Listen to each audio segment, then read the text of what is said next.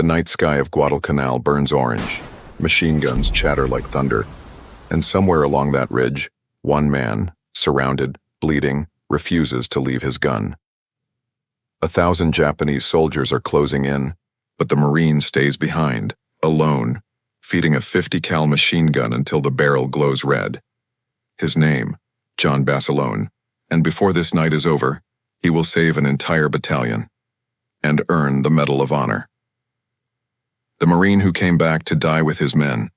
The John Basilone story. Raritan, New Jersey, a blue-collar town framed by church steeples and smokestacks. John was born November 4, 1916, one of 10 children to an Italian-American family that knew work before comfort. His father carried bricks, his mother carried faith. John carried both. He boxed in neighborhood alleys, tough, smiling, a kid built for motion. Friends called him Manila John even before the Marines did, because he dreamed of seeing the world. At 15, he quit school and found labor where he could, digging ditches, hauling coal. He wanted more. The Army promised adventure, but it was the Marine Corps that promised purpose. In 1940, he enlisted, trained at Quantico, and quickly earned a reputation. Quick with his fists, quicker with a joke, deadly accurate with a Browning. He wasn't big, one sergeant said, but he was pure engine. When America entered World War II after Pearl Harbor, Basilone shipped with the 1st Marine Division to the Pacific. Their destination sounded harmless, Guadalcanal, a tropical dot on a map. But by 1942, it would become the graveyard of empires. The Marines landed expecting resistance. They found hell. Malaria, mud, and merciless heat claimed nearly as many lives as bullets. Food ran out. Ammunition ran low. Every night, Japanese forces probed the perimeter, screaming through jungle fog. And at the center of it all, a thin defensive line along the Tenarú River, manned by Basilone's machine gun section. Midnight. Torrential rain. Communication lines cut. 1,000 enemy soldiers charged screaming through the trees. Basilone's 2 heavy machine guns open up, ribbons of fire carving the darkness. Men fall. Guns jam. Belts run dry. John leaps from pit to pit under mortar fire, carrying belts of ammunition across 200 yards of open ground. He clears jams with bare hands, skin searing against the hot steel. When both gunners fall, he drags their bodies aside, mans both weapons by himself, firing until dawn. By sunrise, over 1,000 enemy troops lie dead. The Marine line still holds. Only 3 of Basilone's sections survive. When relief finally arrives, they find him covered in soot, half-deaf, eyes swollen, whispering, they never got through. Back home, the war needed faces of courage. Headlines screamed, "One-man army at Guadalcanal." John Basilone, just a corporal, was awarded the Medal of Honor for his defense. Reporters flooded his parents' porch. The nation had found its hero. He returned stateside for war bond tours. New York parades, Hollywood handshakes, flashing cameras. He smiled, waved, and hated every minute of it. "I'm no movie star," he told a journalist. "My boys are still out there." While crowds cheered, he thought of the jungle, of friends buried under rain and mud. The government wanted him safe. His conscience wanted him back. Camp Pendleton, 1943. John trained new recruits, drill, discipline, marksmanship. He taught them not just how to fight, but how to survive. Recruits worshipped him. He wore the medal lightly, like a burden. One evening, after a long day on the range, a young Marine asked, "Gunny, why'd you come back to teach?" Basilone smiled. "Because heroes don't train themselves, kid." But the truth was simpler. He couldn't rest knowing others fought without him. He requested combat reassignment, denied. He asked again, and again. Finally, the Corps relented. John Basilone would rejoin the 5th Marine Division for the upcoming Iwo Jima invasion. While awaiting deployment, John met Sergeant Lena Mae Riggy, a Marine sergeant from the Women's Reserve.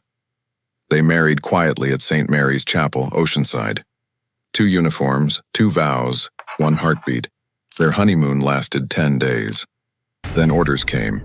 He packed light, rosary, photograph, and his Colt .45. Before boarding ship, he kissed her hand and said, "Don't worry, Lena. I'll be fine." She smiled through tears. "You're never careful. You're brave." Aboard the USS Mount Suribachi, Basilone wrote home, "I don't know if I'll make it back, but I know where I belong, with my boys." For months he trained his men, insisting on perfection. He taught them how to crawl under fire, how to keep calm when everything around burns. One Marine remembered, "He made us believe we'd survive, because he'd be there." On February 19, 1945, the black sands of Iwo Jima rose before them. The island was small, but death had never been denser on so few square miles. As landing craft crashed through the surf, bullets stitched the water around them. John Basilone looked at his men, raw, untested, terrified, and shouted, "Follow me, Marines, I'll get you off this beach." He didn't know these would be the last words he ever gave in battle, but he meant them, because that's what Marines do. They lead from the front. February 19, 1945. The Pacific sky burns with smoke and gunpowder. Before dawn, 70,000 Marines wait in landing craft, faces painted with grit and fear. Their target, a small volcanic island called Iwo Jima. 8 square miles of ash, rock, and hell itself.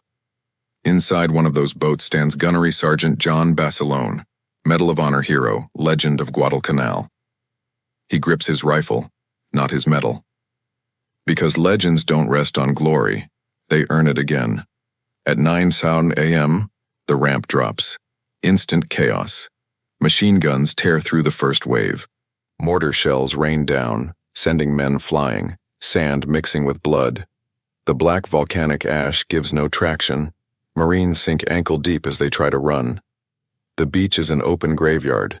Men dive behind bodies, behind anything, praying for cover. Basilone looks back, his men frozen in fear, pinned by gunfire. He doesn't wait for orders. He screams above the noise, "Move forward! Don't stop till the hill's ours!" And he charges, straight into the storm. Basilone's section reaches the first airfield, open ground with Japanese bunkers dug deep beneath it. Machine gun fire lashes from unseen tunnels. He spots the source, a fortified bunker spitting death at his men. Without hesitation, Basilone crawls through smoke and shrapnel, tossing grenades one by one. He bursts into the bunker, Colt, 45 blazing, and clears it in seconds. His men follow, adrenaline surging, inspired by a man who seems bulletproof. Nearby, a tank burns, its crew trapped inside.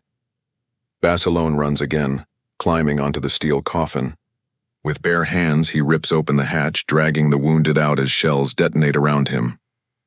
He wasn't human that day, one Marine would later recall. He was pure courage. Smoke thickens, visibility drops. The Japanese counterattack, screaming through the fog, grenades in hand. Basilone sets up a machine gun and mows them down, one belt after another. He yells for his ammo men, but they're gone. He fights alone again, just like Guadalcanal. And for a few minutes, the battlefield belongs to one Marine with a gun that never quits. "Keep pushing, Marines! Don't you stop now!" Each shout slices through chaos, not orders, but hope. Then a mortar lands close. The blast knocks him off his feet. He gets up, keeps firing, keeps leading, keeps living the promise he made, to never let his men fall alone. The beach is secured, the airfield nearly taken, but the Japanese still hold a ridge overlooking the Marines. Basilone gathers a handful of survivors, points to the ridge and says, "We take that hill or no one goes home." He runs first. Machine gun fire tears past his helmet. He throws grenades, shoots, reloads, repeats. Every few yards he stops, firing bursts to cover his men. And then, a single explosion behind a mound of ash. Silence. The men look up, smoke clearing. The gunny is gone. A mortar shell had landed beside him, instant. No pain, no sound, just light. When his men reached him, they found him still facing forward, weapon in hand. The ridge was theirs. The cost was him. A medic knelt beside his body and whispered, "He made it look easy. God, he made it look easy." By the end of the day, 2,400 Marines were dead or wounded on Iwo Jima. But the flag would rise above that island, because men like Basilone made sure it could. Back in Oceanside, Lena Basilone waited for his letters. When the telegram came, she didn't cry at first. She just stood still, reading the words again and again. The Secretary of War regrets to inform you. Weeks later, she received his Navy Cross, awarded posthumously for heroism at Iwo Jima. She accepted it wearing her Marine uniform. Reporters asked how she felt. She said, "I'm proud of my husband. I just wish I could have been there to tell him so." She never remarried. John Basilone was the only enlisted Marine of World War II to receive both the Medal of Honor and the Navy Cross. He could have lived safely selling bonds, smiling for cameras. Instead, he chose to go back because true heroes don't chase comfort. They chase duty. The Marines named roads, barracks, and ships after him. USS Basilone, DD-824. At Raritan, New Jersey, a bronze statue stands tall, rifle in hand, eyes forward, forever leading his men. Every year, his hometown still gathers to honor him. Old veterans salute. Children ask, "Who was he?" And someone always answers, "He was the Marine who came back because he couldn't leave his brothers behind." Heroes aren't born on battlefields.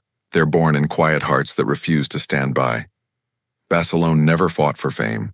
He fought for the Marine beside him, the same way Desmond Doss fought with faith, and Pat Tillman fought with conviction. Different wars, same spirit. The spirit that keeps a nation free. Some men fight for medals, the narrator closes. Others fight because they can't watch their brothers fall. John Basilone fought for both, and gave everything for it. If John Basilone's courage moved you, hit subscribe to American Veteran Stories. Because these names and these men are not just history, they're the heartbeat of America.